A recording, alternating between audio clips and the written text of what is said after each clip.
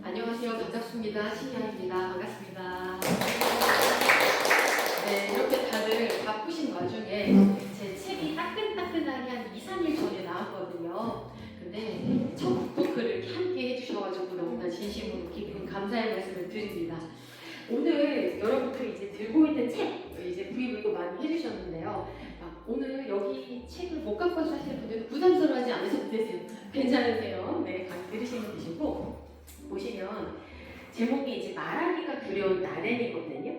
그래서 요거에 대해서 제가 여러분들한테 좀 안내를 해드릴 거예요. 이 책이 어떻게 해서 나왔는지, 그리고 또 어떤 내용을 담고 있는지를 제가 안내를 해드리도록 하겠습니다. 오늘 날씨가 좀 많이 흐려서, 그죠? 조금 졸린 날씨기도 하고 한데, 그래도 우리 마음만으로 활짝 웃으면서 진행을 해보도록 하겠습니다. 자, 우리가 이제 말하기가 두려운 분들이 굉장히 많이 있어요. 그렇죠? 뭐 면접이라던가 회사 생활이라던가 뭐 친한 친구들 사이에서는 말을 굉장히 잘하는데 좀 낯선 사람과 이야기를 할 때 힘들다 이런 경우가 또 많이 있거든요. 네. 자, 말하기가 두려운 나른이라는 책을 소개해 드릴게요.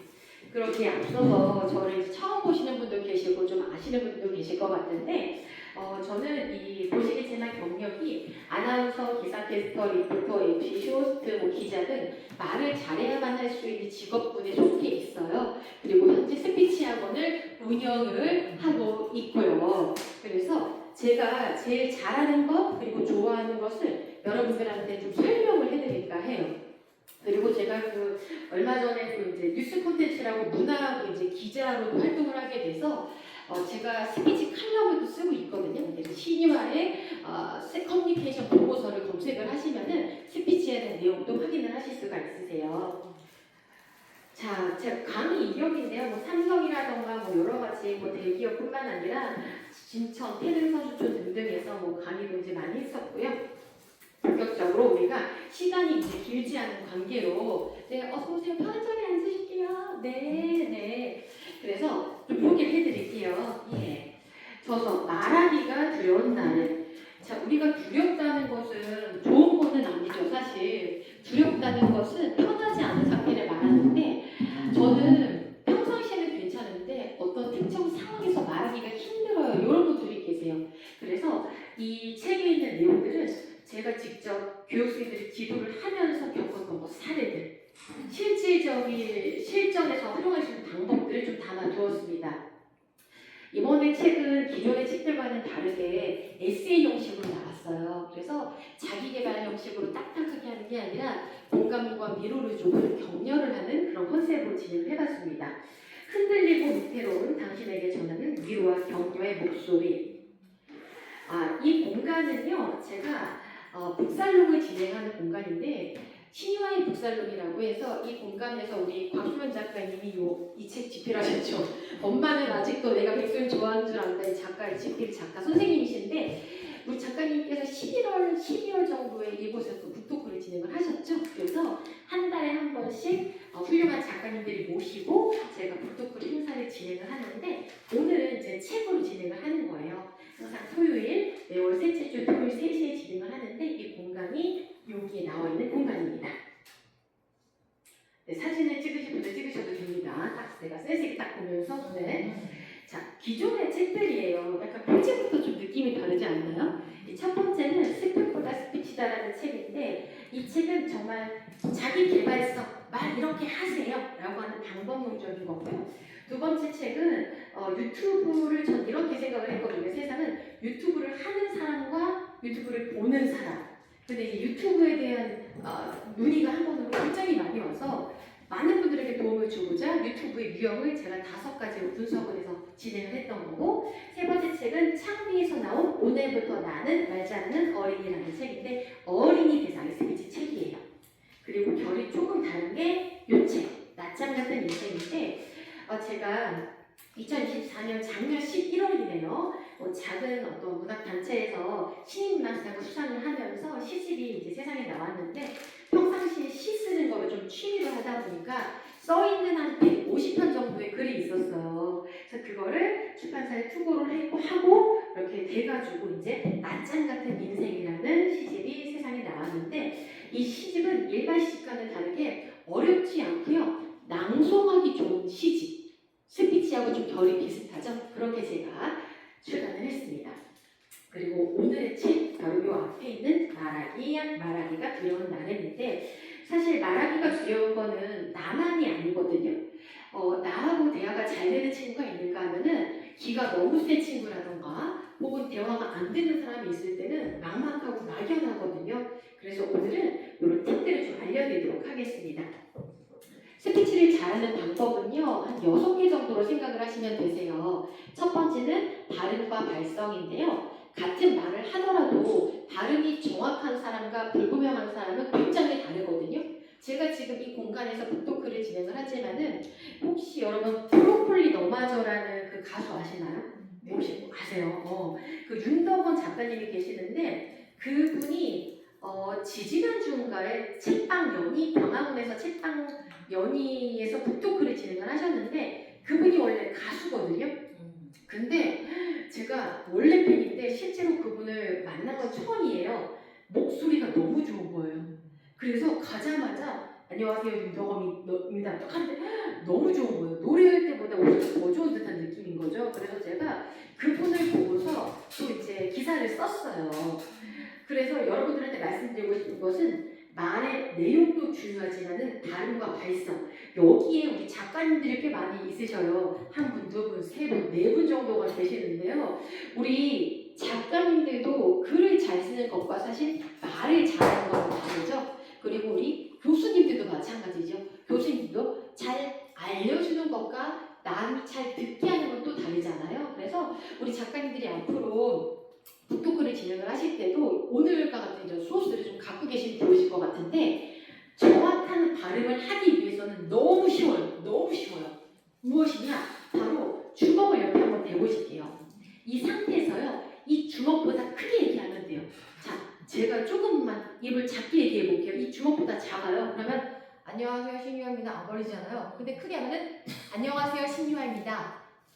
크게만 벌려도 발음이 정확히 들리거든요. 각자 한번 해볼까요? 이름? 안녕하세요 박수현입니다. 안녕하세요 리정입니다. 그렇죠. 그래서 크게 벌려주시는 게 좋고요. 안정적인 호흡이라는 것은 우리가 호흡은 복식 호흡과 흉식 호흡으로 나누어지거든요. 복식 호흡은 배로 써서 하는 호흡이고 흉식 호흡은 가슴으로 하는 호흡이에요. 그럼 눈을 한번 감아주세요 여러분. 제가 책의 일부를 좀 이제 낭독을 한번 해볼 건데요. 1번과 2번으로 낭독을 해볼게요. 자, 1번은요. 스피치를 잘하고 싶다면 교감을 잘해야 한다. 공감과 동감을 잘하는 능력이 있어야 한다. 또한 사람들을 내 편으로 만드는 방법 중 하나는 칭찬을 하는 것이다. 이건 제가 흉식으로 읽었어요. 근데 복식으로 읽으면 스피치를 잘하고 싶다면 교감을 잘해야 한다. 공감과 동감을 잘하는 능력이 있어야 한다. 또한 사람들을 내 편으로 만드는 방법 중 하나는 칭찬을 하는 것이다. 눈 떠볼까요? 소리가 달라졌죠. 복식 호흡으로 제가 말을 한 거예요.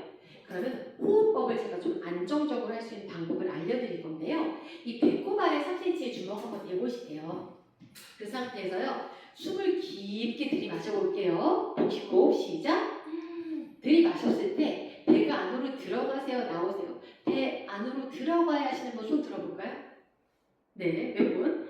숨을 들이마셨을 때 배가 밖으로 나가야 하시는 분 손 들어볼까요? 네, 대다수가 그렇죠. 숨을 들이마셨을 때는 배가 밖으로 나가야 돼요.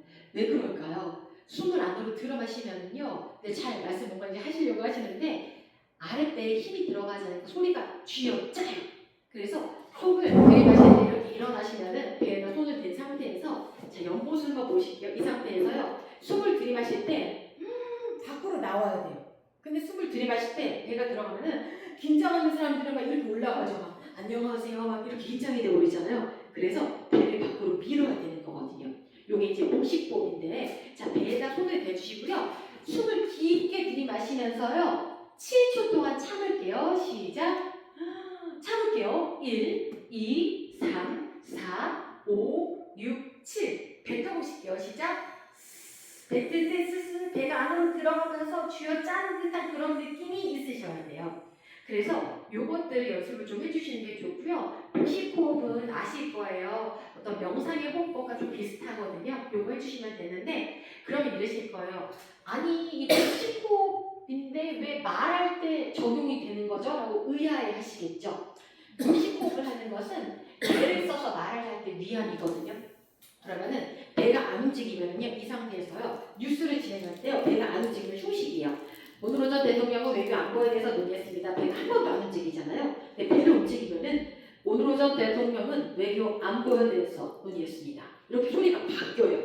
그래서 배를 밀면서 말하는 훈련을 해주셔야 되는 거예요. 그래서 1단계는 복식호흡 연습을 해주시고 그 다음에 말을 할 때 적재적으로 배를 밀면서 해주시면 돼요. 그러면 명료한 발성까지 같이 진행이 되는 거거든요. 두 번째는 이제 속도 조절인데요. 이 속도를 굉장히 잘하는 MC가 있죠. 바로 그것이 알고 싶다의 김상중 씨가 이걸 굉장히 잘하죠.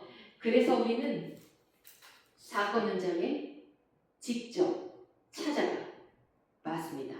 속도 조절, 호흡을 굉장히 잘하거든요. 그래서 말을 잘하기 위하면요. 많은 말들을 넣어서 진행하는 게 아니라 임팩트가 있어야 되는 거예요. 임팩트. 그럼 문장의 성격에 따라 빠르거나 느리게 있는 속도 조절 능력을 말하는 거거든요. 일단 말은요. 빠른 것보다 천천히 하는 게 중요해요. 근데 이런 분들 계세요.